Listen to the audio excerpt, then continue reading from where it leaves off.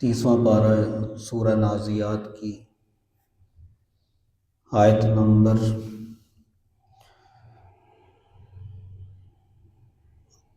27-28 سے لے کر آیت نمبر 37 سے لے کر 40 تک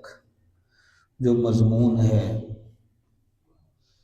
بہت کم آیات اور بڑی باتیں اس میں ارشاد ہیں۔ اللہ تعالیٰ فرماتے ہیں فَأَمَّا مَن طَغَىٰ وَآثَرَ الْحَيَاةَ الدُّنْيَا فَإِنَّ الْجَحِيمَ هِيَ الْمَأْوَىٰ وَأَمَّا مَنْ خَافَ مَقَامَ رَبِّهِ وَنَهَى النَّفْسَ عَنِ الْهَوَىٰ فَإِنَّ الْجَنَّةَ هِيَ الْمَأْوَىٰ۔ دو چیزوں کا یہاں پر ارشاد ہے، اور پھر ان دو چیزوں کا، ان دو کاموں پر ملنے والی جزا کا ارشاد ہے۔ دو کام دنیا میں کرنے ہیں اور اس پر ملنے والا جو بدلہ ہے وہ کیا ہوگا، اس کا یہاں پر ارشاد ہے۔ پہلی آیت فَأَمَّا مَن طَغَىٰ، اللہ تعالیٰ فرماتے ہیں وہ آدمی جس نے سرکشی کو اختیار کر لیا، وَآثَرَ الْحَيَاةَ الدُّنْيَا، اور دنیا کی زندگی کو ہی سب کچھ سمجھ لیا، اسی کو ترجیح دیتا رہا، فَإِنَّ الْجَحِيمَ هِيَ الْمَأْوَىٰ، اس آدمی کا ٹھکانہ دوزخ ہے۔ دوسری چیز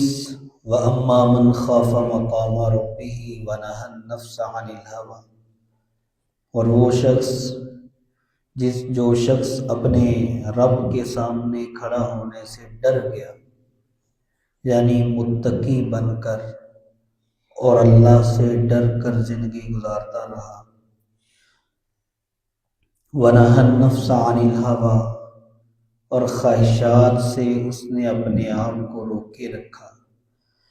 فَإِنَّ الْجَنَّةَ هِيَ الْمَأْوَىٰ، اس شخص کا ٹھکانہ جنت ہوگا۔ یہ دو چیزیں بہت ہی مختصر مضمون میں، مختصر آیات میں ذکر ہوئی، لیکن بہت بڑی بڑی ذکر ہوئی۔ ہمارے پاک و ہند کے، ہمارے بر صغیر کے اندر جو سب سے بڑا کام اللہ تعالیٰ نے علماء میں سے لیا ہے، وہ شاہ ولی اللہ رحمہ اللہ کے خاندان سے لیا۔ دینی خدمات کا ایک ایسا کام اللہ نے ان سے لیا کہ ان خطوں میں نہ ان سے پہلے ایسا کسی نے کیا نہ بعد میں کیا۔ خود فرماتے ہیں کہ جب قرآن پاک کے الفاظ معنی میں غور کرنے بیٹھتا ہوں تو یوں لگتا ہے جیسے سمندر کو بندہ دیکھنا شروع کر دے تو اس کی انتہا تک نہیں پہنچتا۔ یوں لگتا ہے جیسے قرآن پاک کے الفاظ و معنی میں غور کرنے جب بیٹھو تو سمندر میں غوطہ لگتا ہے اور اس کی انتہا تک ہم نہیں پہنچتے۔ ابد الآباد، ہمیشہ ہمیشہ تک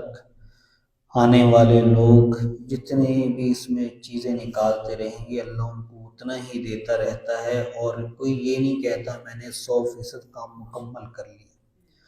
یہ ایسے خزانے ہیں، اور یہ بڑی چند ہی آیات میں پہلی دو آیتیں اور اس کے بعد اس کا بدلہ، پھر ایک آیت اور اس کے بعد اس کا بدلہ، یعنی ٹوٹل 5 آیتوں میں انسان کی کامیابی اور ناکامی کو اللہ تعالیٰ نے بیان فرما دیا۔ اور اللہ کا یہ نظام ہے، جو آخرت کے متعلق چیزیں ہیں اللہ تعالیٰ نے اس کو ہر طرح سے بیان فرمایا ہے، کہیں پر بہت زیادہ تفصیل کے ساتھ بھی، تاکہ زیادہ شوق رکھنے والا آدمی اس کو اچھے سے اچھے طریقے سے پڑھ کر سیکھ کر عمل کر سکے۔ کہیں یہ آخرت کے مضمون بڑے درمیانے طریقے سے بیان ہوئے ہیں، بہت لمبے نہیں ہیں، تفصیل سے نہیں ہیں، اور کہیں پر چند ہی آیات میں سارا کچھ بیان کر دیا جاتا ہے، اور یہ اللہ تعالیٰ کے کلام کا حسن ہے، معجزہ ہے۔ اسی لیے امت محمدیہ کو جو اللہ نے انعامات دیے، سب سے بڑا انعام کلام اللہ کہا جاتا ہے۔ یہ ایسا اعجاز ہے، معجزہ ہے کہ اس طرح کی چیزیں کوئی اور نہیں بنا سکتا۔ تو پہلی آیت میں فَأَمَّا مَن طَغَىٰ، جس شخص نے سرکشی کو اختیار کر لی۔ سرکشی کی صورتیں کبھی تو ایک تو یہ ہے کہ انسان واضح طور پر کفر میں چلا گیا، اللہ کی توحید کا انکار کر دیا، رسول اللہ صلی اللہ علیہ وآلہ وسلم کی رسالت کا انکار کر دیا، آخرت کا انکار کر دیا، موت کا انکار کر دیا، تقدیر کا انکار کر دیا۔ یہ ساری کی ساری صورتیں سرکشی کی ہیں، اور جنہوں نے کی اللہ ان کو کہتے بھی ہیں کہ ایسے لوگ تھے اذهب الى فرعون انه طغى۔ اللہ تعالیٰ نے موسیٰ علیہ السلام کو حکم دیا جاؤ فرعون کے پاس، انه طغى، وہ سرکش ہو چکا ہے۔ تو اللہ کی توحید، اللہ کی وحدانیت کا انکار، حضور صلی اللہ علیہ وسلم کی رسالت کا انکار، تو جو ایمانیات میں بنیادی چیزیں ہیں، موت ہے، قبر ہے، آخرت ہے، والقدر خیرہ وشرہ من اللہ تعالی، تقدیر میں لکھا ہوا انسان پر غالب آتا ہے، چاہے وہ خیر ہو چاہے وہ تکلیف ہو۔ تو ان ساری چیزوں سے اگر کوئی انکار کرتا ہے تو یہ سب سے بڑی سرکشی کی صورت ہے۔ فَأَمَّا مَن طَغَىٰ، جس نے سرکشی اختیار کی۔ دوسری بات، بعض دفعہ سرکشی ایسی ہوتی ہے کہ تمام بنیادی عقائد کی انسان سرکشی نہیں کرتا، انکار نہیں کرتا، بعض چیزوں کا منکر ہو جاتا ہے۔ قرآن پاک میں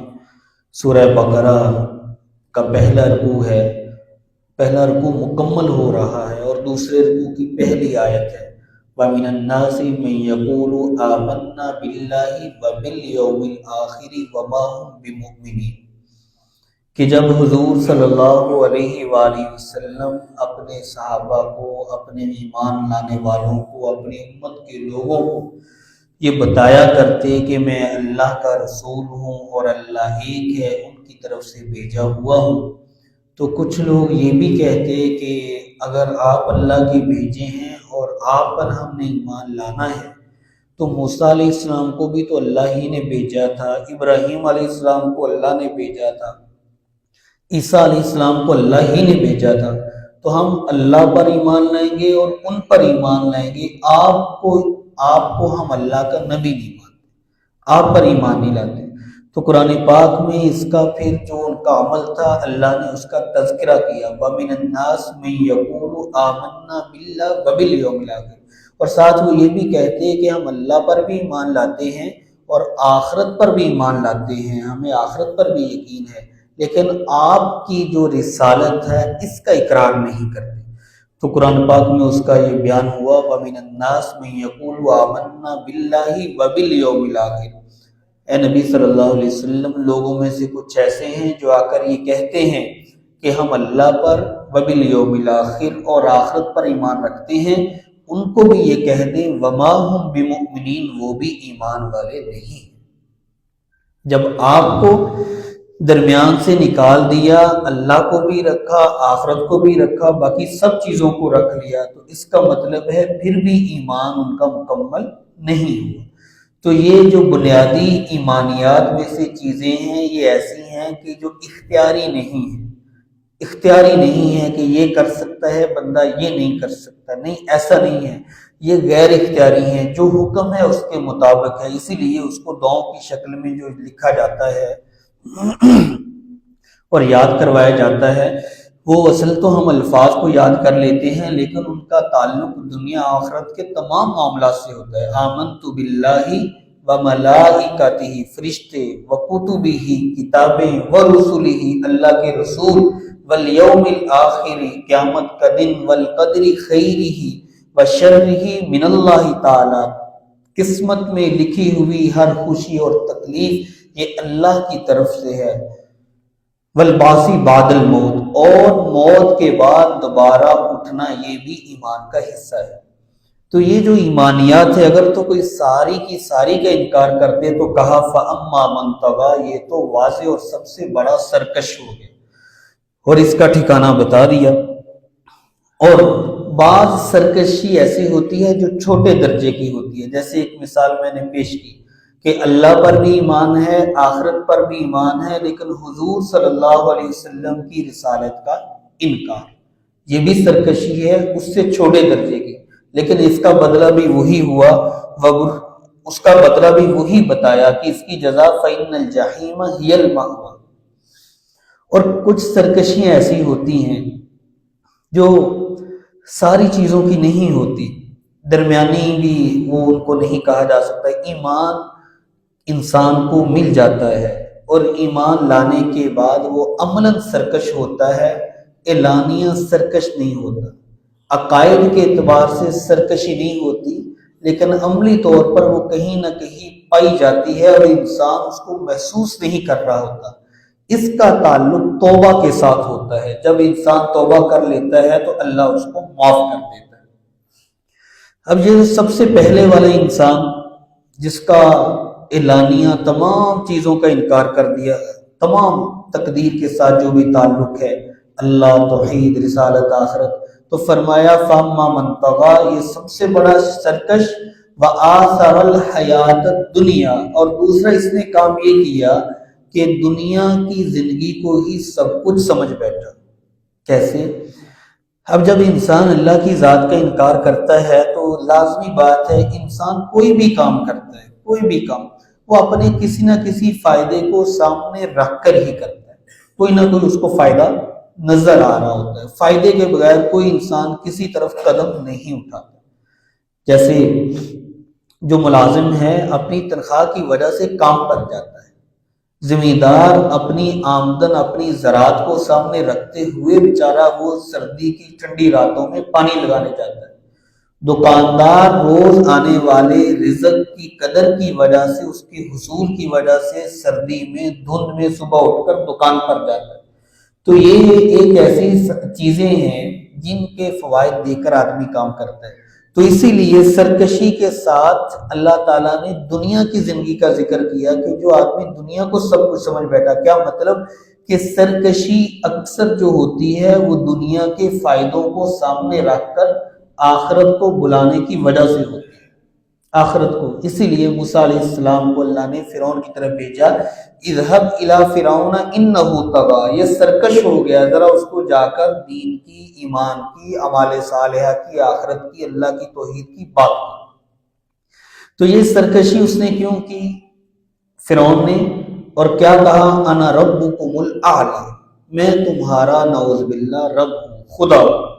یہ کیوں کیا؟ تاکہ لوگ وقت کے نبی کی بات کو نہ مانے، صرف میری ہی بات کو مانے، میری سرداری، میرا ہی قائم کردہ سسٹم جو ہے وہ غالب رہے۔ تو ایک سرکشی یہ ہے، تو یہ بھی دنیا کے فائدے کی وجہ سے کی۔ کبھی ایسا ہو جاتا ہے کہ انسان سرکش تو ہوتا ہے اور عملاً وہ ایمان والوں میں بھی ہوتا ہے، اس کو اندازہ نہیں ہو رہا ہوتا، اور چلتے چلتے نہ چاہتے ہوئے اور غیر ارادی طور پر اس سے سرکشی ہو جاتی ہے۔ اس کا تعلق بہت ساری چیزوں سے ہوتا ہے، معاشرت کے ساتھ بھی، گھریلو معاملات کے ساتھ بھی، اور بھی بہت ساری چیزوں کے ساتھ۔ مثال کے طور پر ایک باپ اپنے بیٹے سے یہ کہتا ہے، بیٹا جاؤ، جا کر یہ کام کر کے آؤ، نماز پڑھنے جاؤ، چلے نماز پڑھے، عبادت کرے۔ وہ کہتا ہے میں نہیں پڑھتا، میں نہیں جاتا نماز کے لیے۔ اچھا قرآن کی تلاوت کرو، وہ کہتا ہے میں نہیں کرتا۔ اچھا یہ کرو، یہ بھی باپ کے سامنے نافرمانی ہے، گناہ ہے، غلط ہے، برائی ہے۔ اور لیکن یہ آدمی، اس کا یہ جو مطلب ہے کہ میں نماز نہیں پڑھتا، اس کا مطلب یہ ہے کہ میں نماز کے لیے نہیں جا رہا، لیکن وہ دل سے نماز کا انکاری نہیں ہے، نماز کو اپنے عمل کا، اپنے دین کا، ایمان کا حصہ ضرور سمجھتا ہے،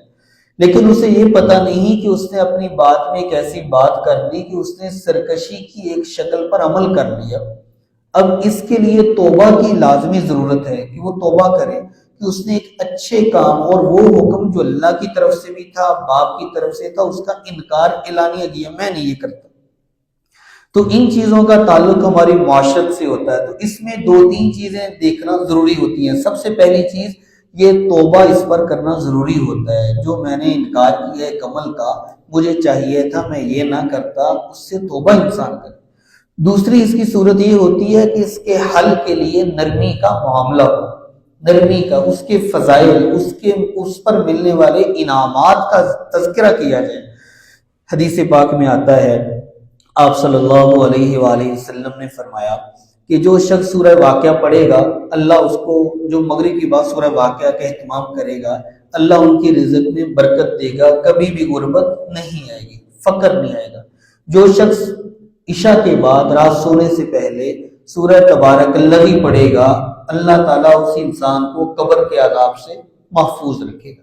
جو شخص باوضو رہے گا، اللہ ان کے رزق میں برکت عطا کرے گا۔ جو شخص گھر میں داخل ہونے سے پہلے سلام کہتا ہے، اللہ تعالیٰ ان کے رزق میں برکت عطا کرے گا۔ جو شخص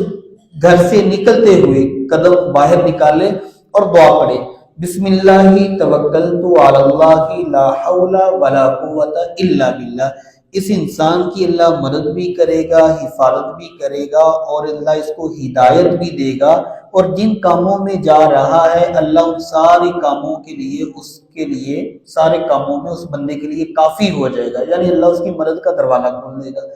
اب یہ جتنے اعمال ہیں، سورہ واقعہ، سورہ صبح جو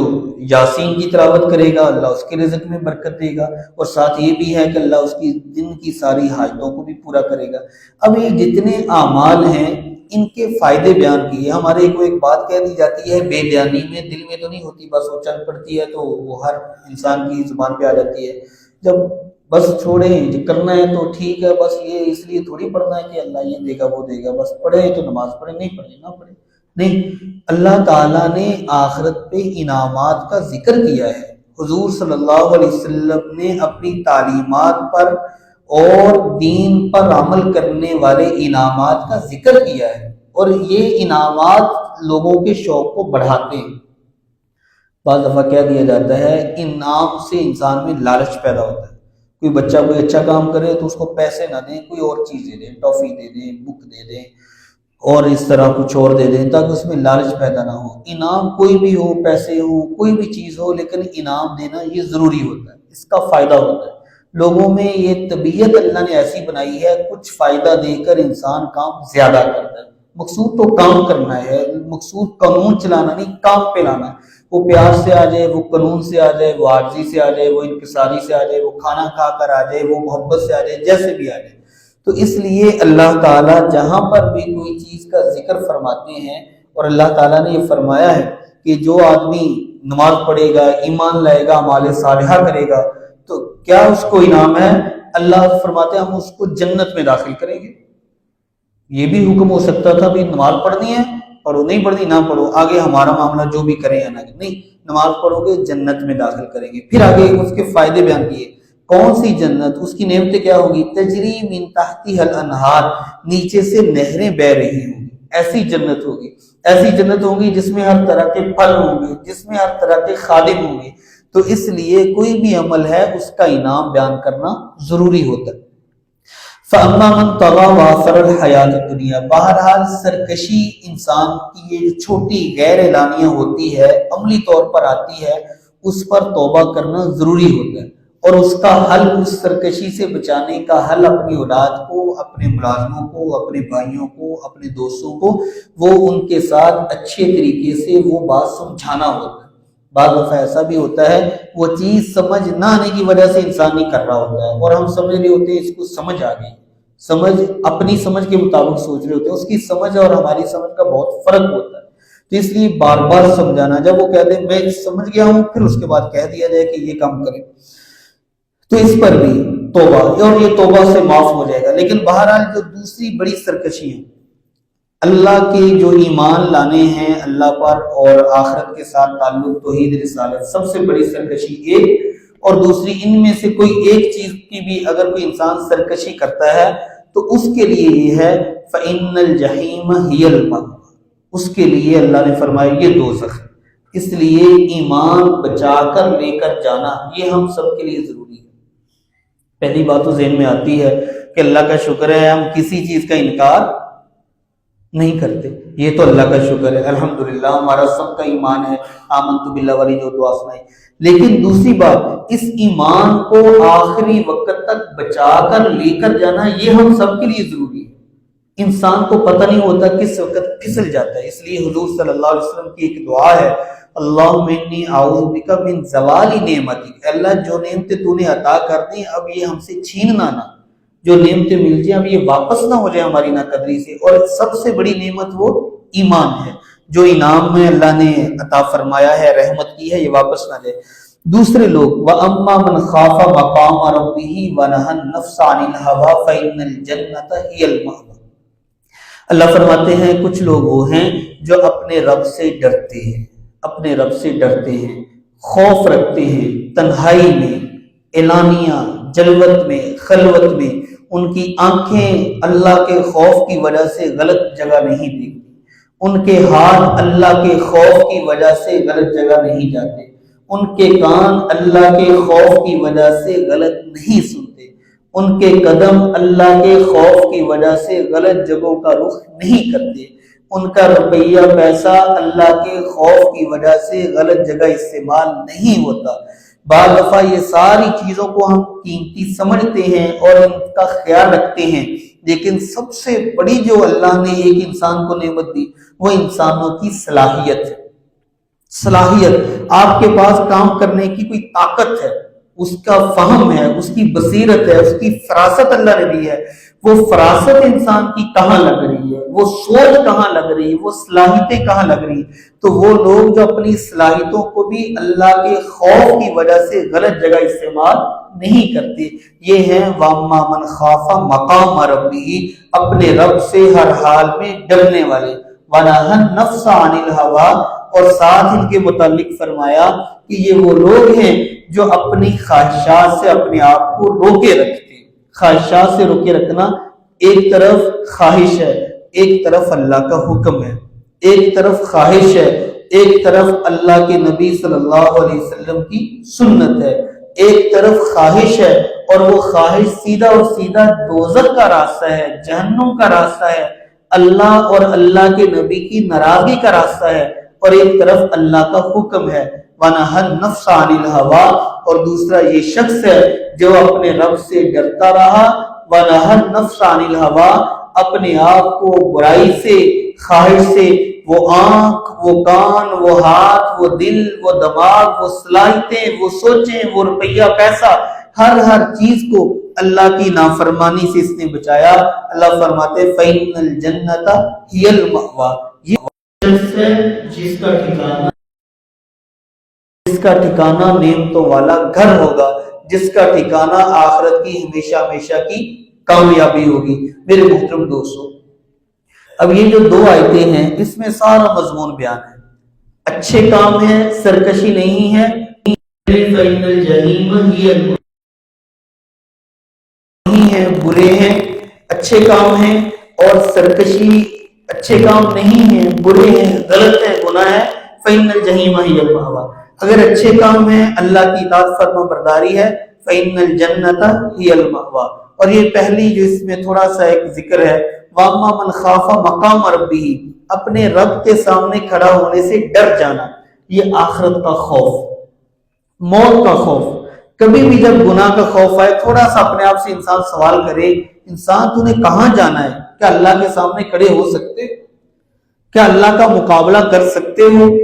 کیا اللہ کے سامنے جواب دے جب تم ہوگے کیا یا باتوں کو سنبھال سکتے ہو؟ کیسے پاؤں ڈگمگائیں گے جب سورج بالکل قریب ہوگا، زمین تانبے کی ہوگی اور انسان اتنا روئے گا،